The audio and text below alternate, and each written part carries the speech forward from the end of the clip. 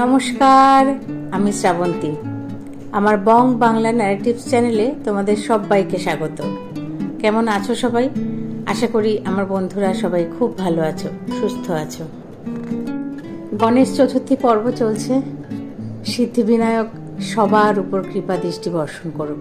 সবাই আনন্দে থাকুন, ভালো থাকুন। অন্যান্য দিনের মতো আজকেও একটি দুর্দান্ত ঘটনা নিয়ে চলে এসেছি।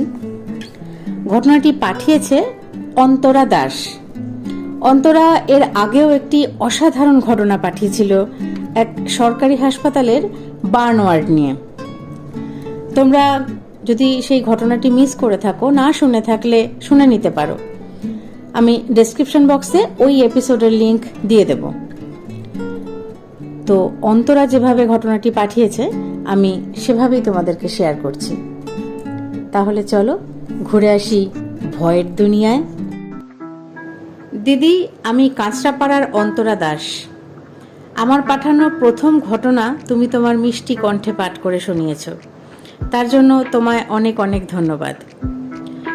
দিদি, আজ আমি আমার এক জেঠুর মুখে শোনা ঘটনা তোমাকে পাঠালাম, তুমি সবাইকে শুনিও। দিদি, সবার সুবিধার্থে আমি জেঠুর বয়ানে তোমাকে ব্যক্ত করছি। ঘটনাটি আজ থেকে বহু বছর আগের, প্রায় 1975-76 সালের ঘটনা।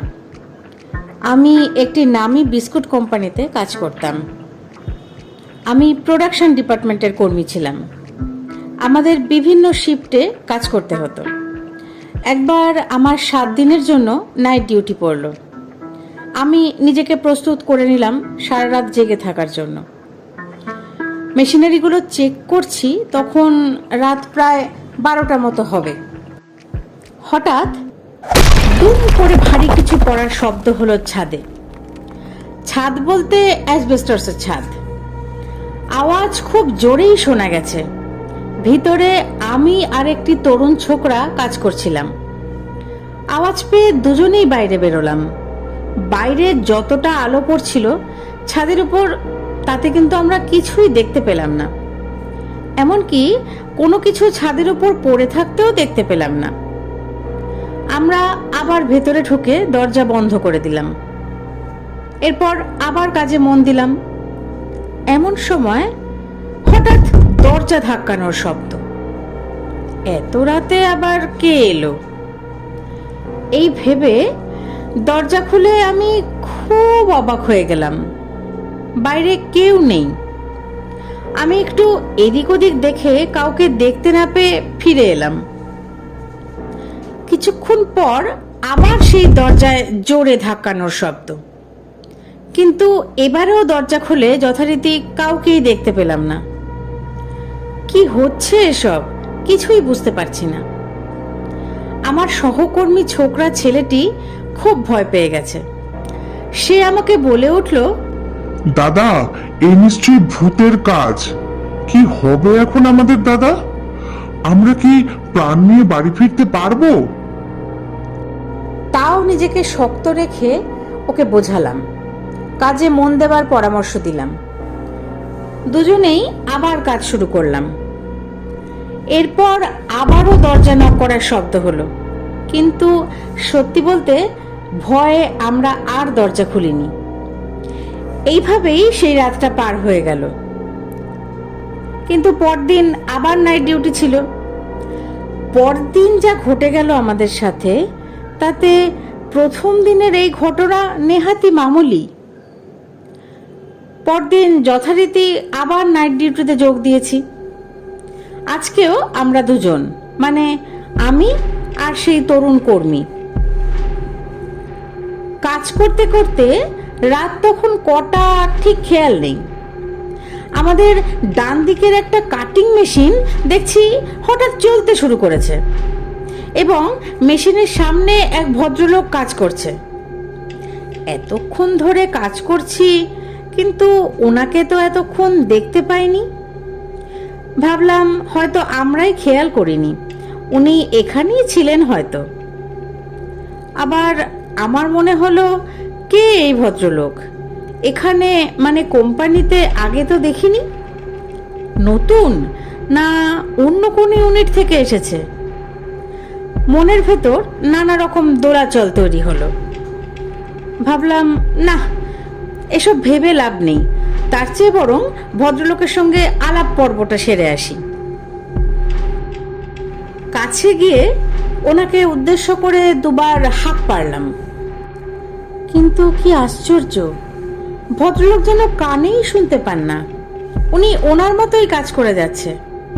অদ্ভুত মানুষ তো, একই জায়গায় কাজ করছি কিন্তু একই অভদ্রতা, এরকম আবার কে করে? একটু বিরক্ত মুখেই গায়ে হাত দিয়ে ওনাকে ডাকতে যাব, এমন সময় যা ঘটলো তাতে আমি 2 পা পিছিয়ে আসতে বাধ্য হলাম।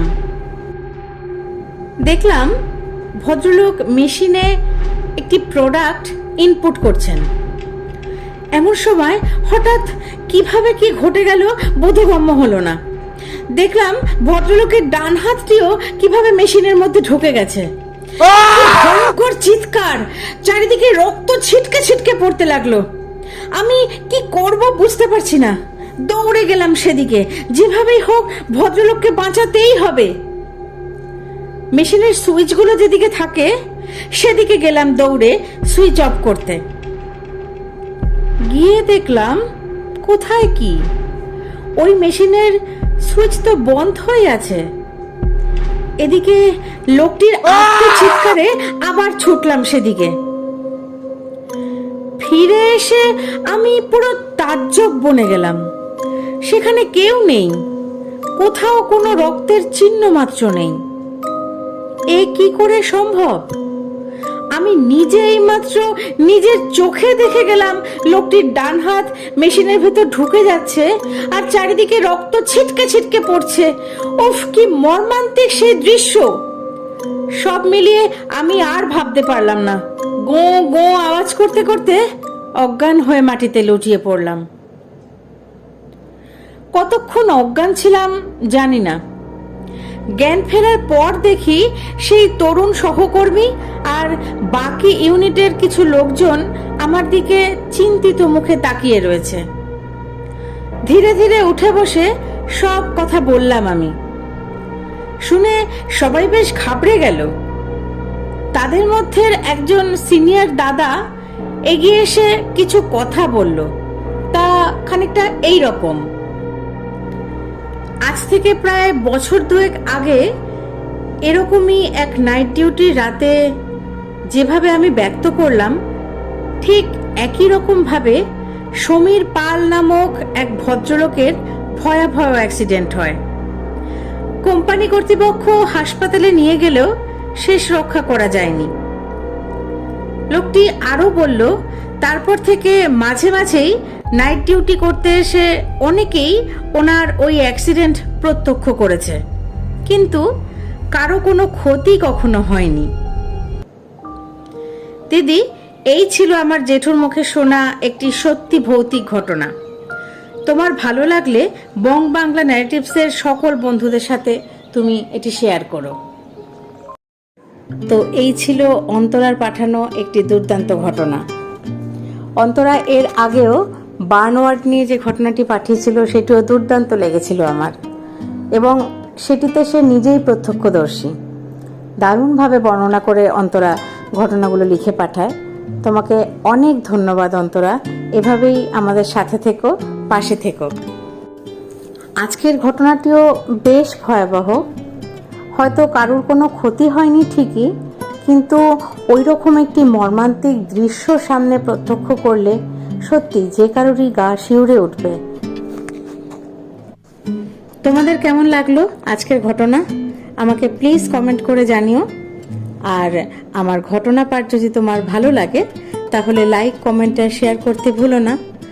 তোমাদের কাছে যদি এই রকম দুর্দান্ত সব ঘটনা জানা থাকে বা তোমরা তোমাদের বন্ধুবান্ধব আত্মীয় স্বজনের থেকে সংগ্রহ করতে পারো, আমাকে প্লিজ পাঠিয়ে দিও। আমি তাহলে সেই সব দুর্দান্ত ঘটনাগুলি সব বন্ধুদের সাথে শেয়ার করে নিতে পারবো। ডেসক্রিপশন বক্সে আমার ইমেল আইডি দেওয়া আছে। প্লিজ তোমরা দুর্দান্ত সব ঘটনা আমাকে পাঠাতে থেকো। তোমরা তো জানোই সোমবার আর শুক্রবার সন্ধে 6টা মানেই বং বাংলা ন্যারেটিভসের তরফ থেকে দারুণ সব ঘটনা। সেই সব ঘটনার সাক্ষী থাকতে বং বাংলা ন্যারেটিভস চ্যানেলটিকে সাবস্ক্রাইব করে আমার পাশে থেকো বন্ধুরা। আজ তাহলে এই পর্যন্তই। সবাই খুব ভালো থেকো, সুস্থ থেকো, সচেতন থেকো, তার কারণ আমাদের নিজেদেরকেই সচেতন থাকতে হবে। আবার একটি দুর্দান্ত ঘটনা নিয়ে চলে আসবো আগামী দিনে। ধন্যবাদ।